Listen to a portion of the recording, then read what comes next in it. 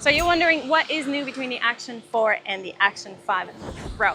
First things first, what is new is the upgraded 1/1.3 inch sensor. That's CMOS, same size as the Action 4 sensor, but they claim it's upgraded, better performance, retains high dynamic range, and revolutionary image quality. So we're definitely going to put that to the test. Second thing that it boasts is over 4 more hours of battery life compared to the Action 4, which is huge.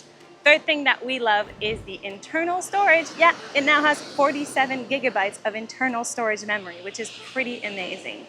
We also have some new modes like night mode, burst, finally photo burst for all of you photo lovers. They finally integrated it to their camera, so we're pretty excited about that. Also the new sound ecosystem, which we're going to discuss thoroughly throughout the video because we're super pumped about that. But yeah, those are a few of the new features.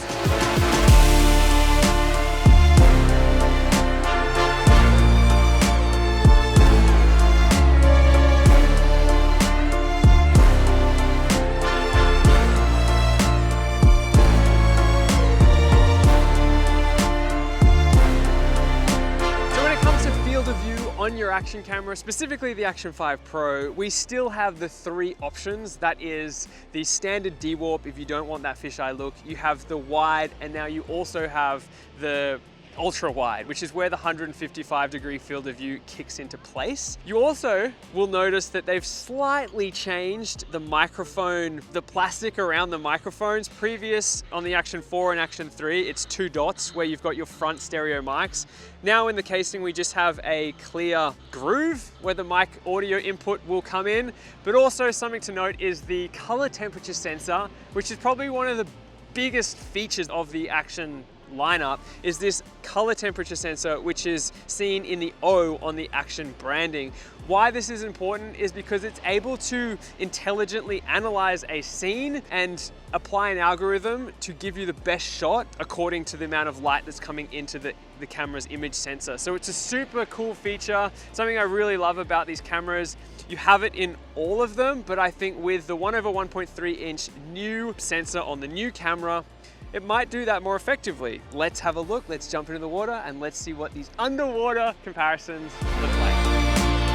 All right, so when comparing image quality on any camera, I think it's important to understand what to look for when determining if an image has improved in quality, because images are subjective in the eye of the viewer. So in my opinion, I like to analyze the following details: dynamic range, the color science, the image sharpness and detail, and lastly, the image noise or artifacts.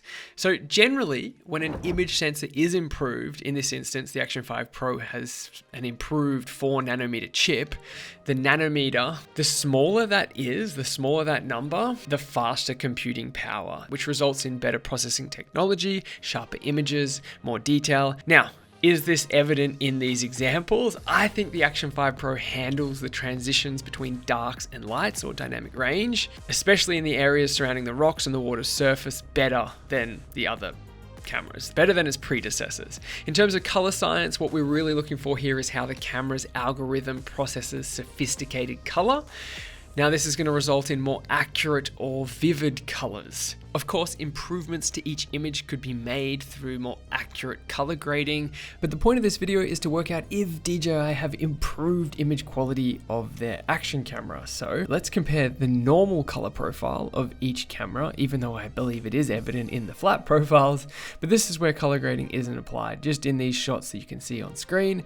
Take note of the detail in the water's surface and the sand and the light rays that are coming through, all of which I think speak to DJI's improvements in their new Action 5 Pro. For divers, the Action 5 Pro is now 20 meters waterproof without a dive case. So previously, the Action 4 went to 18 meters without a dive case. Something super useful that DJI have added to this new camera is a pressure gauge. It displays water depth, altitude, and more data in real time during recording. So this was really handy when we were freediving, just to know how deep we were reaching. So you can then add this data in post-production using the Mimo app.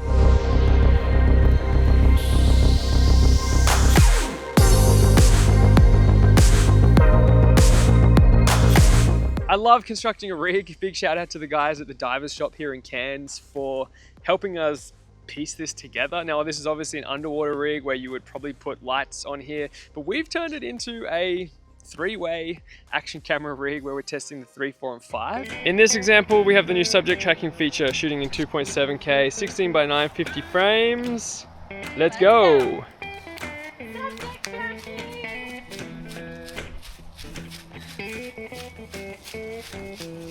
I guess this is good if you're like skiing. Because you can like keep your subject locked. I get it now. So subject tracking kind of threw me when I initially saw this on paper. I was like, look, if you've got incredible image stabilization like RockSteady and you can hold the camera, why do you need a subject track? But I get it, it's adding an extra layer where you're using this algorithm that it's moving in space and time in accordance to where the subject is. So rather than just having a wide shot, it's cropping in and it's making sure that that subject is tracked. All right, let's have a little chat about accessories with the new Osmo Action 5. Now, one of the major updates, I think, to this camera is actually the audio setup, the audio ecosystem. So if you haven't already watched 100 YouTube videos on how good the DJI wireless mics are, everyone does rave about these. They've now integrated these seamlessly into the Action 5 Pro. Now, the way that they are working is they have a 48 kilohertz sample rate, which goes directly into the Action 5 itself. You can connect these to other action cameras. You can connect them to GoPro. You can connect them to other products, but they will only sample at 16 kilohertz. So basically the sound quality that you'll get when you use them natively with the Action 5 Pro for this kind of thing, for vlogging, for just outside making fun videos, is superior. Well, enough talking. Let's actually show you some results, hey? Yeah, I think what we should do is we should compare these little mics, the Action, well, the wireless mic setup, this is the transmitter, versus the native sound on the camera itself versus the previous generation and the 3. Let's just have a little audio test and see how it sounds. First of all, we picked a really freaking windy spot, so it's perfect. Right now we're comparing the 5, the 4, and the 3. They're all in standard wind reduction. They're all in standard wind reduction. For Action 3, so they don't use standard. And we are recording stereo. This is all native inside the cameras, and that's the comparison. All right, now, other test is we've used the new feature in the Action 5 Pro, which is wind reduction on high. The other cameras didn't used to have the feature, so Action 4 and 3 are on wind reduction on. All right, and now we are comparing it with the new microphone, new transmitter that is directly feeding into the Action 5 Pro. It's very, very windy, so I'm pretty skeptical. We'll see how it sounds.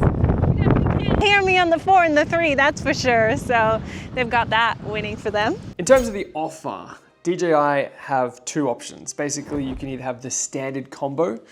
I'm not entirely sure what comes in that, but it's priced at $349 US, or you can have my favorite of the two, which is the Action 5 Pro Adventure Combo. Now, if you've watched any of my previous videos on the Action 4 or the Action 3, you'll notice how awesome the Adventure Combo is. So if you're new to DJI's lineup, DJI's action cameras, then I'd highly recommend this. Why? Because it comes with 3 1950 milliamp batteries in this incredible charging case. Green light means battery's charged, red light means battery needs to be charged. This can also double as a USB charger. You can plug in there and use the batteries to charge other things, so it's super versatile. You get the selfie stick. I think it's 150 centimeters, 1.5 meters, super long. You also get the cage, so you can mount vertical, and you get the camera itself, which is pretty cool because obviously you've got the 47 gigabytes internal storage on the Action 5 Pro. So you don't need to buy an SD card. So that, some SD cards are $100 themselves. So between the two, if you were like, should I get the 4 or the 5? Well, think you could just save yourself straight away on buying an SD card by having the 5. And you also get these different adapter mounts. DJI have also come out with a slew of new accessories. Obviously, if you've enjoyed the audio, If you're enjoying the audio, then one to pick up would be the DJI Mic Transmitter 2. You just need that transmitter. You do not need like the kit. However, the Action 4 and the Action 5, well, the Action 5 specifically, you can have 2 inputs. So that's where they've upgraded this whole ecosystem. Now, unfortunately, the Action 3 does not support these mics. So if you definitely want the mics, then you have to either have the Action 4 or the Action 5 Pro. Having that transmitter will just instantly level up your audio. I'm recording on it right now, and I'm recording directly into the microphone because I'm syncing this with a different camera. This isn't the Osmo Action 5. I guess the question is, should I do a mounts and accessories guide for your DJI Osmo Action?